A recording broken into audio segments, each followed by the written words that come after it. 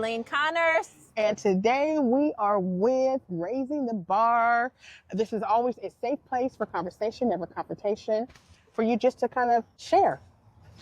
That's what we're doing today. We're sharing. Today we're actually talking about peer pressure and what it looks like for an adult.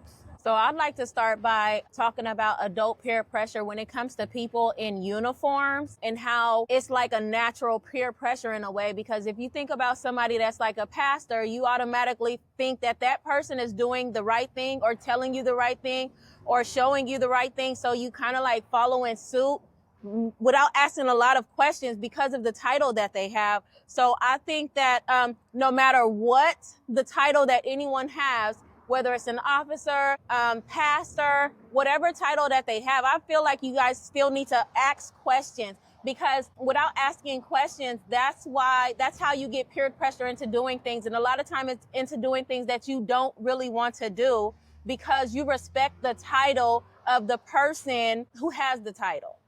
100%. So we were kind of talking about earlier about, literally we were talking about how I had went to a boot camp, and when you first start, they offer everybody tea, right? And I didn't think anything of it. So they give you like these little shots of tea. I didn't think anything of it. So I drank my tea, did my boot camp try. Anyway, I did the best I could. She rocks it, right? And 3 o'clock in the morning, I'm calling my coworker and I'm like, what is that we was drinking? What's going on, right? And she cracked up. She's like, "Oh, that's right. You drank some of the tea." And I'm saying yes, because I drink tea. I am a tea lover, y'all. I love some tea, okay? But she then proceeds to explain to me how it has, for lack of better words, is my own explanation. I could be wrong, okay? But it has caffeine, extra caffeine, has something in there that had me up all night. Zoom. Because I'm not a coffee drinker, right? So I don't drink coffee. I don't do caffeine drinks. None of that. I barely drink soda. So my body was reacted. I was up all night long. And I was saying how I didn't ask any questions, right? Everybody's drinking tea. You drink this tea. I mean, it was just a little shot, right? You drink this tea before you work out, before you do the boot camp. And I just went and followed suit. And that is a form of peer pressure, because I just seen what everybody else was doing. I assumed it was one thing. They did say it was tea. And didn't ask any questions, and I just did it. But it was not conducive to my lifestyle or conducive to my health, because I don't like to zoom at all, ever. That's not what I do, right? And so that's a form of peer pressure, and it can be dangerous. Yeah. And we think of like children, right? For me, you think when we talk about peer pressure, I always think, children, where they're peer pressure to try drugs or alcohol or skip school or maybe even be sexually active or whatever, right? To wear a certain color or a brand, or not wear a certain color or a certain brand. But no, peer pressure is so much more vast than that, so much more wider than that. It affects us in so many different ways. As Miss Daleen was explaining, just because somebody has a title, an important title, or wears a certain uniform, or is in a certain position, whether it's the church or school, employment, right? Work, absolutely. Work, even in your household. Yeah. Even if they're telling you something that is not necessarily bad for you, right? Or harmful to you, it still might not be conducive to your lifestyle or conducive to where you're at right now, or to your energy, or to your time, or your finances. And it's important for you to check in with yourself. Not be moving so fast as I was. Like, hey, we're all just drinking tea. Drink some tea, right? And now you have a whole problem in your life. It is important to check in with yourself, to understand the assignment, and then agree to the assignment as well. Yeah. It is important. And it is okay for you to say no. It is okay for you to say no. Yeah. It's not always going to come in the form of being boisterous, right? Do this, try that. It's not always going to come in that form. A lot of times it comes with a smile. Mm-hmm. Oh, hey, I have this. You should try it. A lot of times it comes with a smile. So you guys need to, like she said, check in with yourself. Is this something that's going to benefit me in the long run, not just right now, because you might do it And then later on, it's in your head like, oh my gosh, why did I do that? Why did I do that? You know, I did that because so-and-so asked me and I respect so-and-so, or, you know, that's my friend or whatever. So, you see other people doing it. or if you see other people. It's a big thing. Yeah. Because even when you said titles, I just want to say something real quick. When you talked about titles, Yeah. I instantly thought that we teach our kids. Yeah. We teach our kids not to do things, right? But then ourselves, we do what we teach them not to do, right? Exactly. Oh, because like you said, it's a pastor or it's a person, a police officer, or just anybody. I'm not trying to pick on anybody, but it's just somebody of substance in our lives. Yeah. But it's the same way if let's say you think a way of me. You think, oh, Margarita is a nice person and I don't have a title, but you just look up to me. Of course. So therefore I'm telling you to do something. Oh, just go get this. Remember everybody was doing the CN numbers or Yeah. go get one. If I'm telling you, you really don't know and I'm convinced. Yeah, and I respect you. I'm going to listen to you. Yeah. You're going to listen to me, but not knowing that you could probably go to jail. Yeah, you're going to jail. Right. But because you didn't ask the questions, so Yeah. just like we teach our kids to ask questions, we have to remind ourselves that even though we're adults, we should ask the questions. Yeah. And then just one other thing I want to say about that is sometimes because it is peer pressure, we don't ask the questions. We want to fit in. Yeah. We want to fit in. So I don't want to look like the only person Who doesn't drink the tea? Who doesn't drink the tea. I don't want to look like the only person who doesn't hit the in that I don't know what's in it. Right. And not again, I'm not picking on anybody and what they do, but I'm just saying sometimes you don't know. I'm sure some of them don't even know what they're taking. No, Exactly. they don't. At all. They're just going along. And we're doing the same things as adults. And we're not asking questions and we're not setting the example. That's true. 100%. Yeah, we got to set the We example. have to set the example. And we literally came across this topic by simply talking about tea. That's what prompted us to do this. Different products work for different people. And it might not even be that the product was bad, but if you had asked the questions, it might not be your product. Right. And I said, I don't like to drink a lot of juice, but I could go along. Let's say it's not on top of that, it's really not good for me. I'm talking about me. Somebody else can have 5 shots of OJ, they good. That might not be good for me. And so if I'm not asking questions or I feel that peer pressure, then I'm just going to go along with something that we shouldn't go along with. Some things are good for some people. I have a good example of being peer pressured as an adult.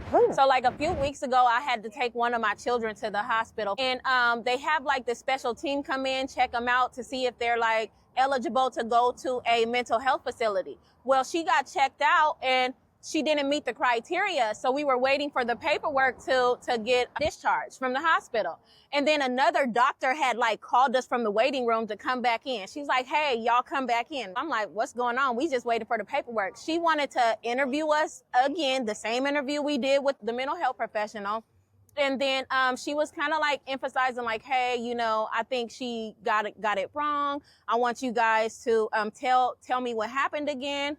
And then I want you to think about signing the paper on your own. If you don't feel comfortable with that, signing the paper on your own, then we'll go ahead and give you another interview or whatever. So I'm like, I don't really feel comfortable with signing the paperwork. Like, that's why I bring her to the professionals, So we did the interview again. And then swiftly after the interview, the lady kind of tricked me. She was like, well, that means that it's an involuntary hold. And then another lady like shoved some paperwork in my face like this, right? So I'm thinking involuntary hold, like, okay, you guys redid the thing. You guys are going to admit my child and, we're going to take it from there. But no, what the lady had me signing was to voluntarily put my child in a mental health facility. And then soon as I signed the paperwork, I'm like, hey, so what's going on? What am I signing? And she's like, oh, yeah, we're going to hurry up and get her a bed so she can get up out of it. Wait a minute. Where are you sending my child? Like, what's going on? And then she's like, well, yeah, you just signed her. You're going to put her in a mental facility. I was like, no, I didn't know. I'm sorry. I didn't know, because I was asking the doctor questions, but the doctor was very vague on the questions. She was saying like my child would spend the night at the hospital. A professional would come in the morning just to check her out to see in the morning if she still needs to be put into a mental facility. But that paper that I signed, it was, put her in a mental facility. I trusted that lady.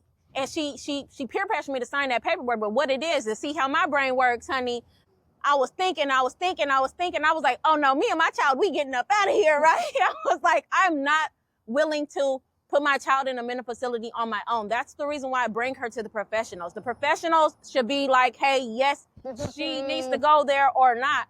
And then so some time had passed and I went to go, my baby, she like cried herself to sleep. Mom, why'd you do that? Why'd you do that? And I'm like, oh no, baby, I'm sorry. I didn't know what I signed, but now, let me get it together. Let me figure out something.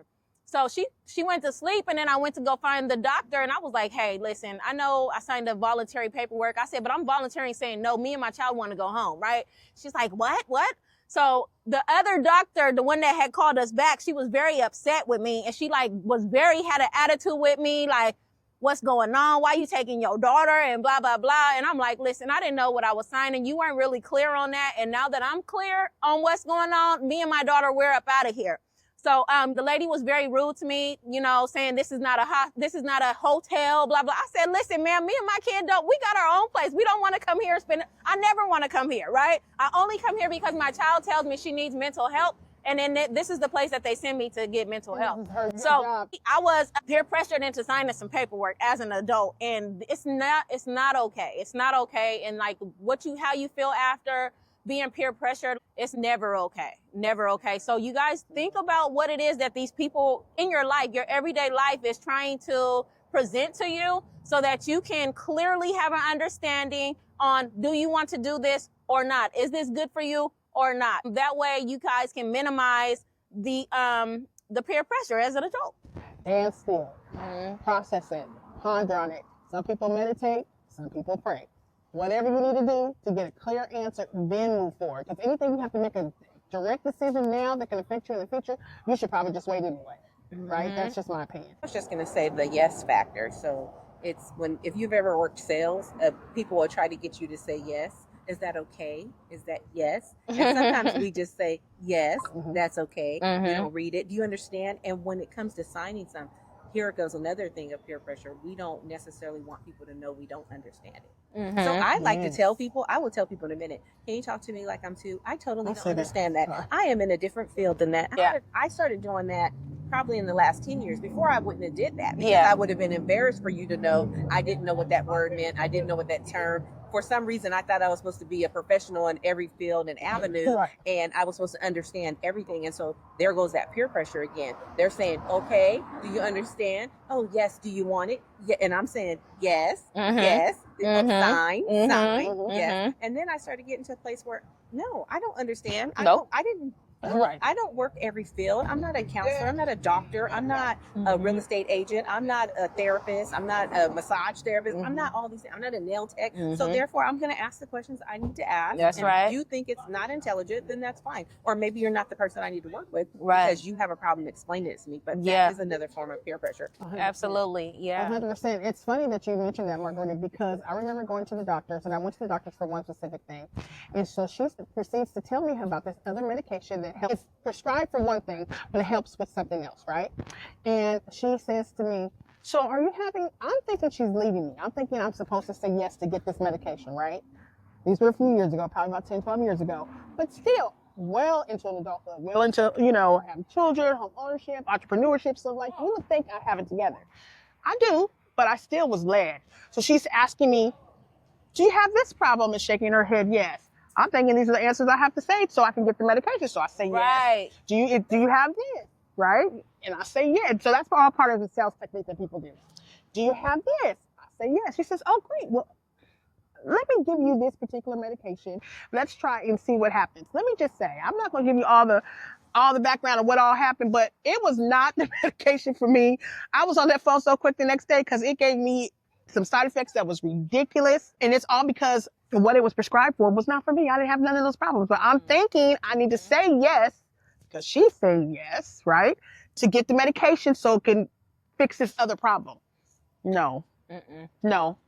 My aunt always tells me when it comes to medical to do your own research. Yeah. And I used to not do that, but she got really versed in doing that because she had to take care of my other aunt, my grandmother, and different people. So when it comes to medical, I think that is one that we always feel like we should follow the lead. But I think we all have our own journey. And we need to investigate. And there's nothing wrong with investigating and asking. No, but I think we just really feel like we should. And we should. And if you don't want to take something, you shouldn't take it. I'm a believer personally need certain things. Like your intuition tells you like, this is not good for me. If I feel anxiety about doing something, then I need to lead with that and not with you're smarter than me or you're in a white coat, you Right. know. And that doesn't, I guess I have to be careful how I say that, because there are times when the person does know and you're making a choice to go against it or for it. But if you feel a way, ask the questions. Ask That's all the it goes questions. back to, because then you're allowing yourself to get pressure to do something that your intuition is saying that's not for you. Right, and you are giving your intuition for a reason. It's there for a That part. reason. So Yeah. I 100% agree. So this was all just to say, you know, take care of you, think about it. Don't be led by other people's decisions, motivation, their motivation versus yours, or even where they're at. Because sometimes the things, we can all have everything, we really can, but are we willing to pay the consequences and the dues that they did to get there? And a lot of things for me, the answer is no. I'm not willing to do that, right? So we love you and we appreciate you and thank you.